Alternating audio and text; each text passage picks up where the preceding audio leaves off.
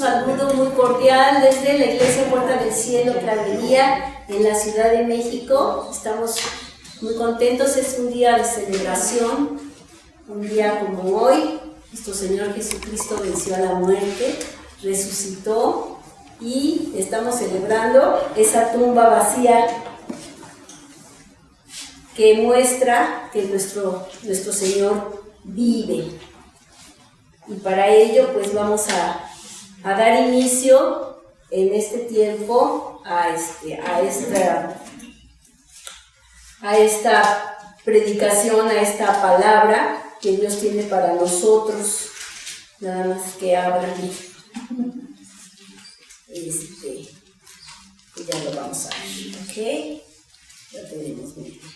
Bueno, pues estamos celebrando. Sabemos que el fundamento de nuestra fe es precisamente que sabemos que nuestro Señor murió por nosotros, fue sepultado y resucitó al tercer día.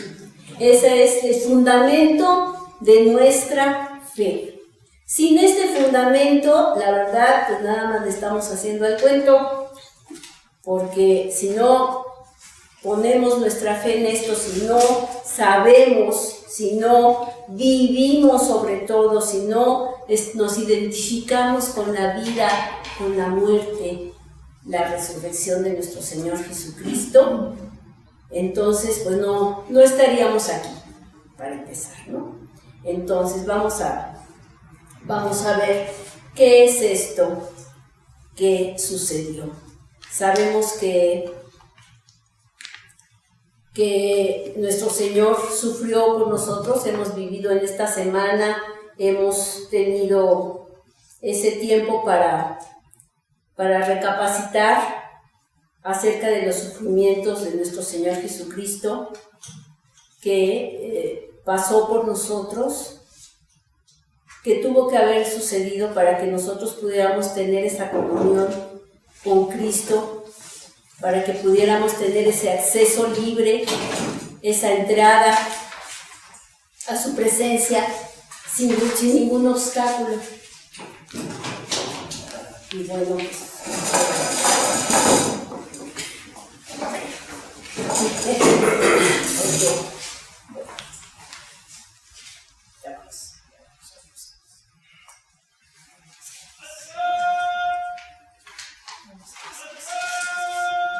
muy bien.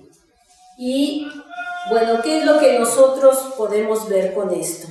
Pues se ha hablado mucho, ¿no? Se ha hablado mucho acerca de que mucha gente no cree, ¿no?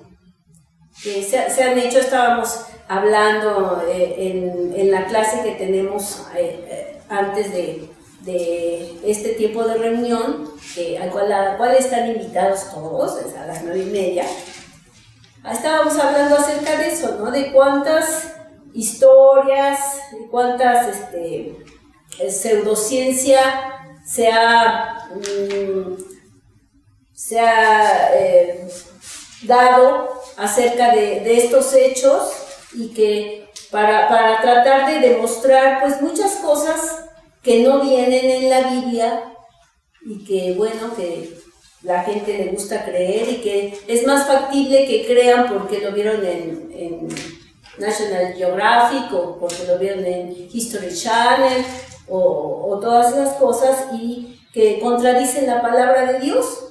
Y estamos muy contentos, lo que nos muestren, lo que nos hagan medio ver con algo de ciencia, con algo de estudio, con algo de lo que sea, humanamente hablando, lo creemos con toda la facilidad, pero cuando vemos la sencillez de la palabra de Dios, nos cuesta trabajo creer.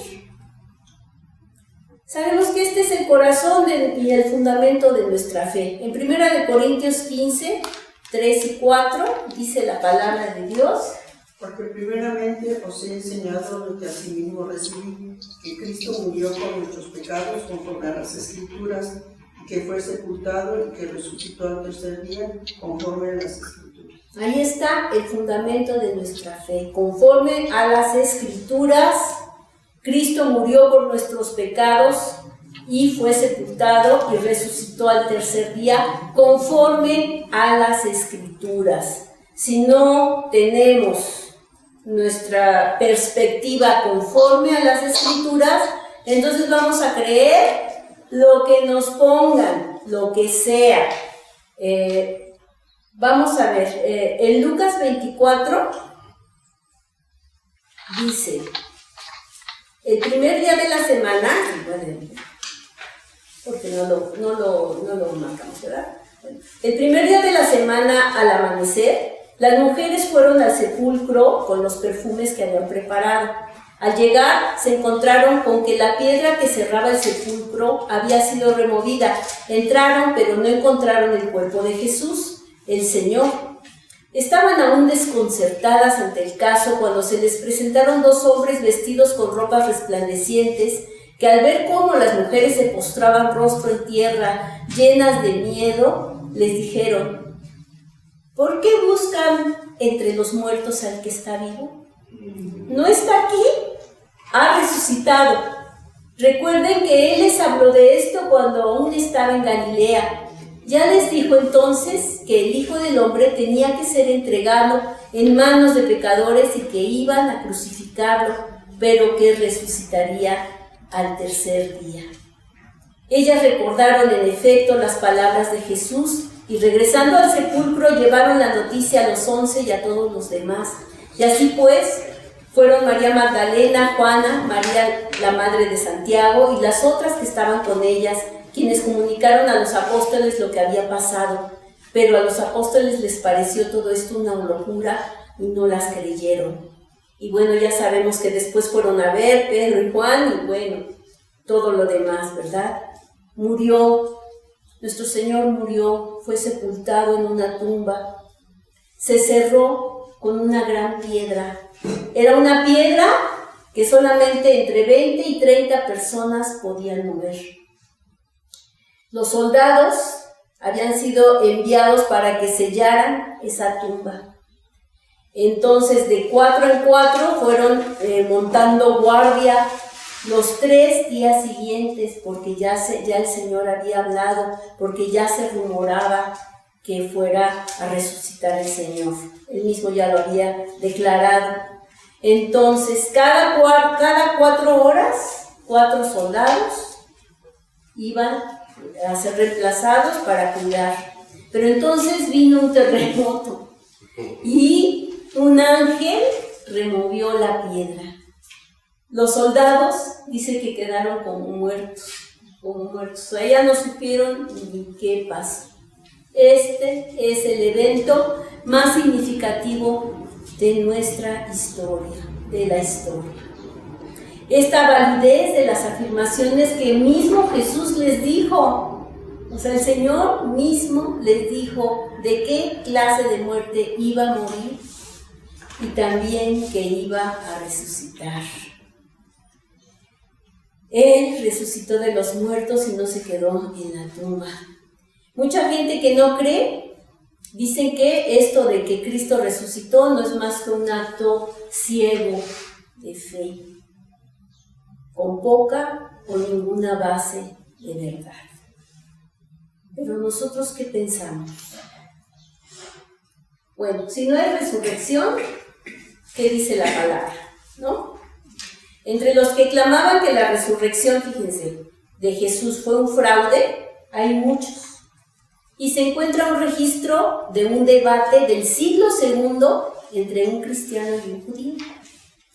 Y se llama el diálogo de Trifón de Justino Mártir, donde dice: sus discípulos le robaron de noche de la tumba donde fue puesto cuando fue bajado de la cruz, y ahora engañan a los hombres declarando que Él ha resucitado de entre los muertos y ascendido al cielo. Este rumor se esparció por todos lados. ¿Pero qué dice 1 Corintios 15, 13 y 14? Porque si no hay resurrección de muertos, tampoco Cristo resucitó. Y si Cristo no resucitó, vana es entonces nuestra predicación, vana es también nuestra fe. Así que si Cristo no resucitó, no tenemos nada que estar haciendo aquí. Mejor nos dedicamos a otra cosa, ¿verdad? Nos vamos de vacaciones, ¿verdad? Y si seguimos con ese mismo texto, va diciendo cómo entonces vana es nuestra predicación, vana es nuestra fe, entonces todavía estamos en nuestros pecados, entonces quiere decir que Jesús no nos salvó, entonces quiere decir que no murió por nuestros pecados, entonces quiere decir que somos falsos testigos, entonces quiere decir que los que murieron en la esperanza de Cristo, de la salvación, se murieron y se acabó. Si esperamos en Cristo, entonces somos los más dignos de conmiseración, o sea, pobres de nosotros, si Cristo no resucitó. O sea, le estamos haciendo al cuento. Si los muertos no resucitan, entonces comamos y bebamos, ¿verdad? Aquí nos vamos a morir, mañana vamos a morir. Entonces, ¿qué es todo esto que a lo largo de todos los siglos, a lo largo de todas las edades, se ha venido celebrando, se ha venido conmemorando, se ha venido diciendo? Se ha muerto por esta noticia, muchos murieron, muchos murieron por dar esta noticia. ¿Qué dice Mateo 28, 11 al 15? El informe del guardia. Mientras ellas iban, he aquí unos de la guardia fueron a la ciudad y dieron aviso a los principales sacerdotes de todas las cosas que habían acontecido. Y reunidos con los ancianos y habido consejo, dieron mucho dinero a los soldados, diciendo: Decid vosotros, sus discípulos vinieron de noche y lo hurtaron, estando nosotros dormidos. Y si esto lo oyere el gobernador, nosotros le persuadiremos y os pondremos a salvo. Y ellos, tomando el dinero, hicieron como se les había instruido. Este dicho se ha divulgado entre los judíos hasta el día de hoy. Ahí está en la palabra de Dios el informe de la guardia. Cuando ellos se despertaron, sabemos que esos soldados los mataban, no podían faltar a lo que tenían que hacer. Sin embargo, les concedieron la vida con tal de que dijeran que habían llegado a robarlos. O sea, los hubieran matado para empezar, ¿no? Pero bueno, este dicho se ha divulgado entre los judíos hasta el día de hoy. Entonces, si sí hay resurrección, bueno, ya vimos, si no hay resurrección, no estamos haciendo nada provechoso, ¿no? Pero si sí hay, vamos a ver qué pasa. Entonces Cristo es lo que dijo ser. ¿Sí? Entonces Cristo es la primicia.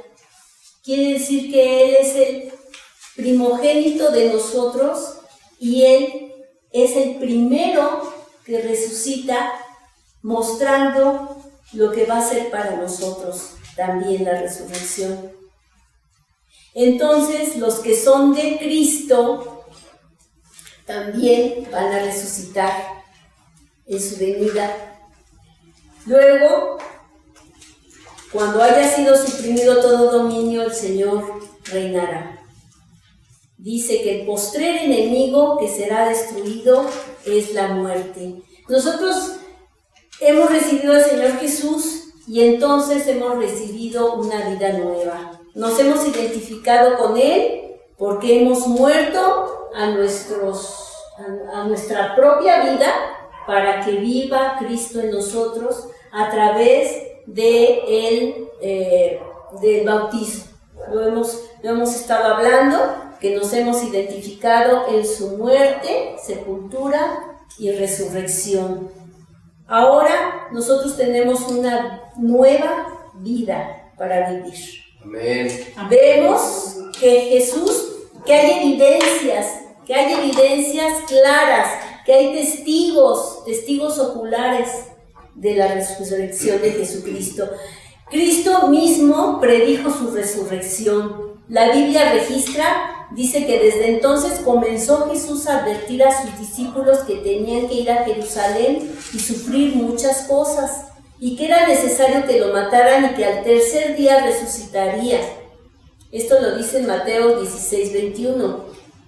Aunque sus seguidores no entendieron lo que les estaba diciendo en ese momento, recordaron sus palabras y las grabaron.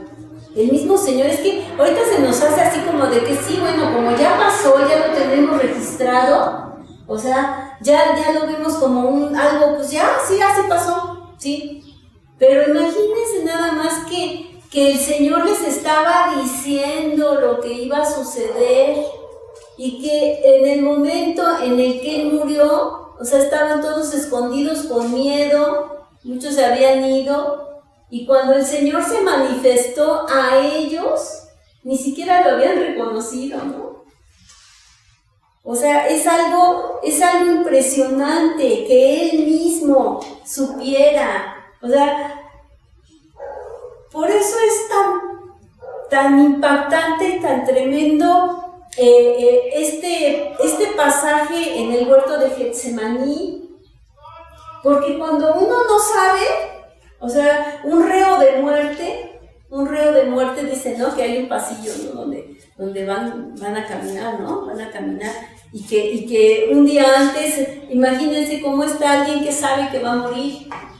Alguien que sabe que lo van a ahorcar o que va a ir a la silla eléctrica. ¿Cómo puede sentirse? ¿Cómo pudo haberse sentido el Señor Jesús en ese huerto de Getsemaní? ¿Cómo pudo haberse sentido de saber de qué muerte iba a morir? Porque si no sabes, bueno, pues vas y a ver qué pasa. Pero si sabes y sabes la razón, todos los pecados cayeron sobre Él, todos los de nosotros cayeron sobre Él. Fuimos nosotros quienes lo crucificamos, quienes enviamos a Jesús para que muriera por nosotros, para que fuéramos libres, para que tuviéramos una nueva vida. ¿Y qué estamos haciendo con esa vida, no? ¿Qué es lo que estamos haciendo con esa vida? No hay pruebas científicas de la resurrección de Cristo. No son las que están basadas en la observación, en la reproducción de un laboratorio. O sea, eso no lo vamos a ver. No hay un cadáver, no hay un cuerpo vivo tampoco, no lo podemos ahorita traer aquí. Pero sí hay evidencia legal, hay testigos. Jesús hizo numerosas apariciones. Él consoló también a sus discípulos. El domingo por la mañana, en el camino de Emaús, ¿se acuerdan de aquellos discípulos que fueron? Cómo les fue explicando acerca de las cosas que sucedieron para que fueran abiertos sus ojos.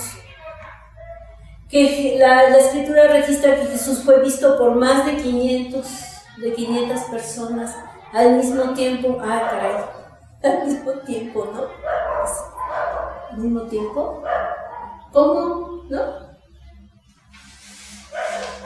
Aquí viene la resurrección. Algunos pueden argumentar que algunas personas podrían haber aceptado un engaño, pero ¿cómo explicamos la colaboración de 500 personas en diferentes lugares, en el mismo momento? O sea, esas son cosas que son muy extrañas, ¿no? Tenemos 4 apóstoles que dan referencia al mismo hecho. Tenemos 4 evangelios de 4 personas que lo vieron, que lo vivieron, que experimentaron esta situación. Tenemos testigos, tenemos a María Magdalena, la otra María, los 11 apóstoles en la montaña, a los que iban en camino de Emaús, a los discípulos, primero sin Tomás y luego con Tomás, en el lago cuando fue restablecido la posición y la relación con Pedro. En primera de Pedro 1:16, ¿qué nos dice la palabra? Bueno, aquí tengo yo. Porque no os hemos dado a conocer el poder y la venida de nuestro Señor Jesucristo siguiendo fábulas artificiosas, sino como habiendo visto con nuestros propios ojos su majestad. Pues cuando él recibió de Dios Padre honra y gloria, le fue enviada desde la magnífica gloria una voz que decía: este es mi Hijo amado, en el cual me complazco. Y nosotros oímos esa voz enviada del cielo cuando estábamos con él en el monte santo. Este es un testimonio del apóstol Pedro. Quizá yo me equivoqué en la cita, pero bueno, esa era. ¿Okay? Es segunda de Pedro, perdón. ¿Okay? Bueno, entonces vemos que la misma iglesia, ¿cuántos pudieron haber estado en esa ascensión al cielo? El mismo Esteban también en visión vio al Señor. ¿Qué dice 1 Corintios 15, del 5 al 7? Y que apareció Cefas y después a los 12. Después apareció a más de 500 hermanos a la vez, de los cuales muchos viven aún y otros ya duermen. Después apareció a Jacob, después a todos los apóstoles. Y al último de todos, como a un abortivo, me apareció a mí. Él está hablando el apóstol Pablo, ¿no? Y todavía se apareció a mí, ¿no? En Apocalipsis 2:8 nos dice la palabra. Y escribe el ángel de la iglesia de Esmirna, el primero y el postrero, el que estuvo muerto y vivió, dice esto. Hasta ahí. Así es, él mismo está diciendo, el que estuvo muerto y vivió, y dice esto. La fe implacable de los discípulos. Primero se estaban escondiendo, andaban todos nerviosos, todos asustados de que los fueran a matar, de que los fueran a atrapar. Y después de esa resurrección, ¿qué fue lo que pasó? ¿Dónde vino esa pasión, ese poder, ese valor para testificar, para hablar, para que no les importara que los mataran? O sea, ¿tenemos nosotros ese valor? ¿Tenemos esa pasión para testificar de Cristo? ¿O cualquier argumento que nos puedan decir del mundo nos apaga y ya mejor no hablamos?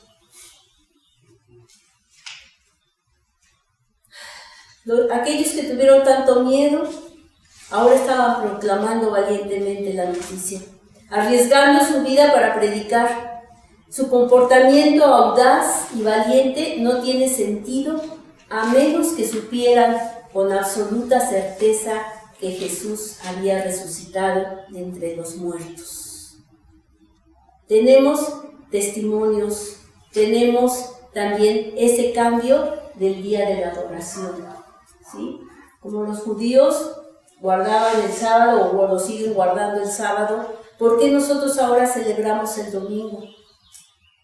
Porque el domingo el Señor resucitó, porque es un día de celebración, porque siempre debemos recordar que nuestro Señor vive. O sea, nosotros fuimos enseñados a adorar un Cristo muerto. Nosotros teníamos ahí nuestra cruz y pues no sé en nuestra mente, bueno, yo en mi mente infantil me dolía. O sea, me dolía ver un Cristo muerto. ¿Y saben qué? Pues yo quería salvarlo. O sea, yo quería salvarlo. Yo no entendía que esa persona que estaba ahí en esa cruz clavada pudiera salvarme a mí, ¿no? Inclusive hay tradiciones, no sé, creo que en España, donde les quitan los clavos al Cristo del Nazareno, ¿no? Donde le quitan los clavos como un acto de piedad, como para liberarlo de esa condición.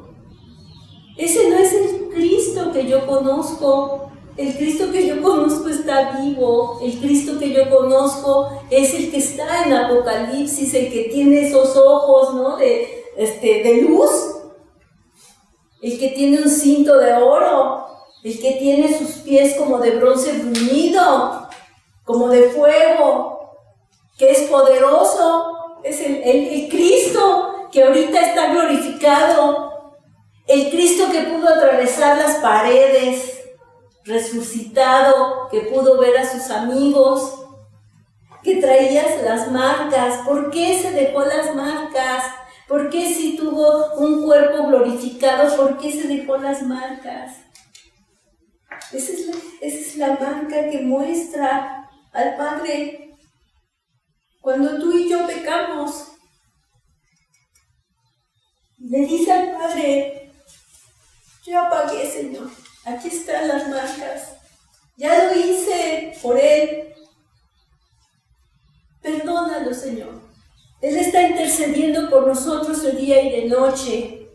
Este es el Cristo en el que yo creo, ¿no? Como dice la canción, no en el Cristo que está ahí de los clavos, sino el que anduvo por la mar, pues ni por el que anduvo por la mar, porque ahora está glorificado, porque tiene un cuerpo glorificado y ese cuerpo también lo voy a tener yo.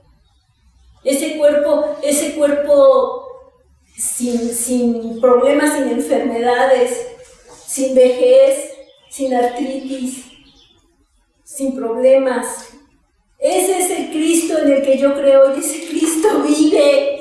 Que no se nos olvide que Mahoma se murió, que Gandhi, que Buda, que todos los grandes hombres iluminados que tanto admiramos, todos se murieron y hasta ahí llegaron. Pero nuestro Cristo vive, Jesucristo está vivo y es poderosísimo. ¿Y saben qué? Que nosotros estamos juntamente con Él en lugares celestiales, estamos sentados juntamente con Él. Si nosotros tenemos esa visión de nuestra vida y del mundo desde esa altura, entonces la dimensión de las cosas va a tomar el lugar correcto, la posición correcta.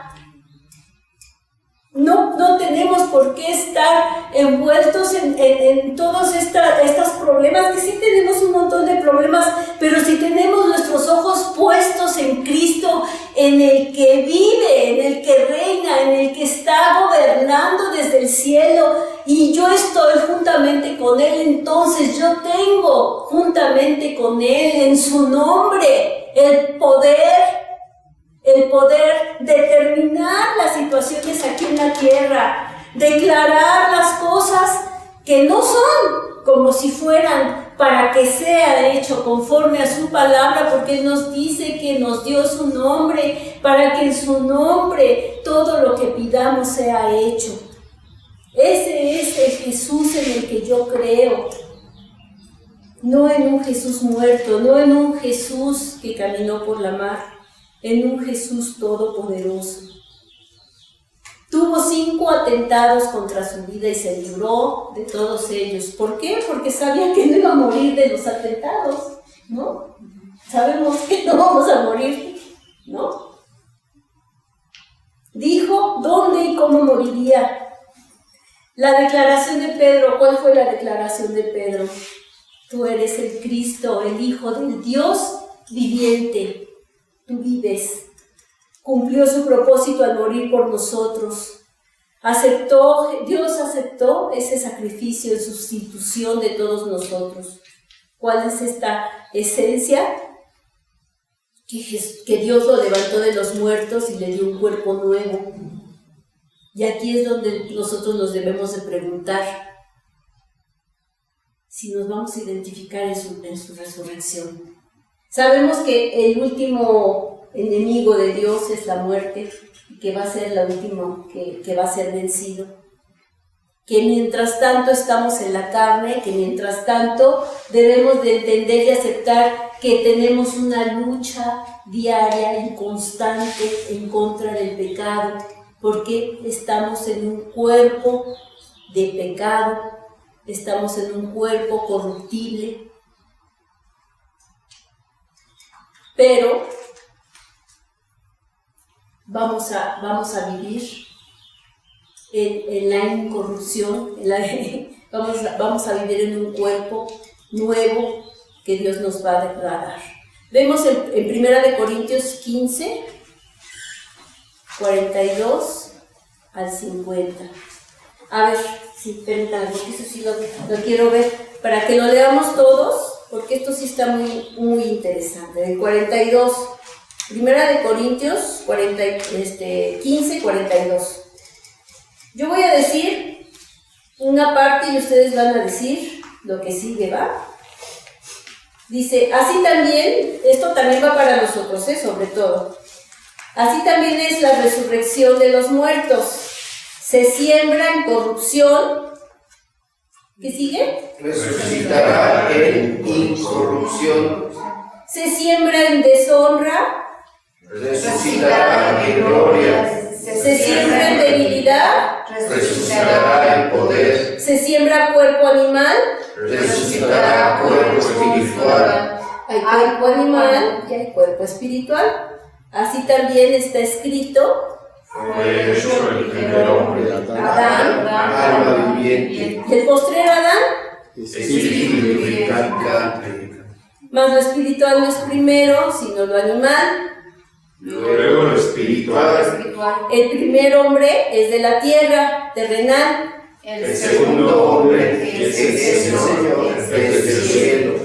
Cual el terrenal, tales también los terrenales. ¿Y cuál es celestial? Tales también los celestiales. Así como hemos traído la imagen del terrenal, Traeremos también la imagen del celestial.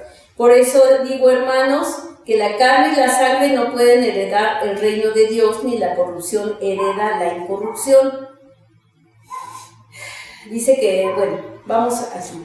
En el 52 dice, en un momento, en un abrir y cerrar de ojos, a la final trompeta, porque se tocará la trompeta y los muertos serán resucitados incorruptibles y nosotros seremos transformados. Porque es necesario que esto corruptible Se vista de incorrupción, y esto mortal, se vista de inmortalidad. y cuando esto corruptible se haya vestido de incorrupción y esto mortal se haya vestido de inmortalidad, entonces Se cumplirá la palabra que está escrita.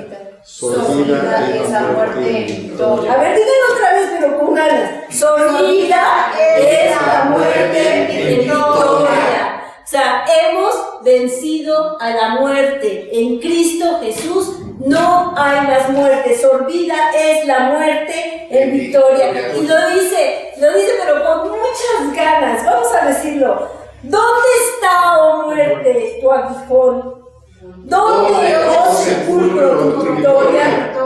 Ya que el aguijón de la muerte es el pecado y el poder del pecado, la ley, más gracias sean dadas a Dios, que nos da la victoria por medio de nuestro Señor Jesucristo. ¿Qué nos resta hacer con esta resurrección? En el versículo 58. Así que, hermanos míos amados, estad firmes y constantes, creciendo en la obra del Señor siempre, sabiendo que nuestro trabajo en el Señor no es en vano. Todo viene en contra de nuestra fe, todo está hecho para acabar con nuestra fe, pero nada de lo que hagamos por Él y en Él es en vano. Esto es lo que tenemos que hacer, perseverar hasta el final. Damos gracias a Dios, Padre bendito, te amamos, te bendecimos, te damos gracias, Señor, y queremos, Señor, vivir esta resurrección tuya, Señor, una victoria para nuestra propia vida, Señor, y vivir en esa gloria, Señor, en ese poder, ahí juntamente contigo, sentados en lugares celestiales, Señor, declarando bendición sobre nuestras vidas, sobre nuestras familias, sobre nuestras casas, sobre nuestra ciudad, Señor, sobre nuestro país, sobre nuestro mundo, Señor. Sabemos que tenemos, Señor, en el nombre de Jesucristo, el poder de la resurrección y de la vida. Te damos gracias en el nombre de Jesús. Amén. Amén. Gloria a Dios.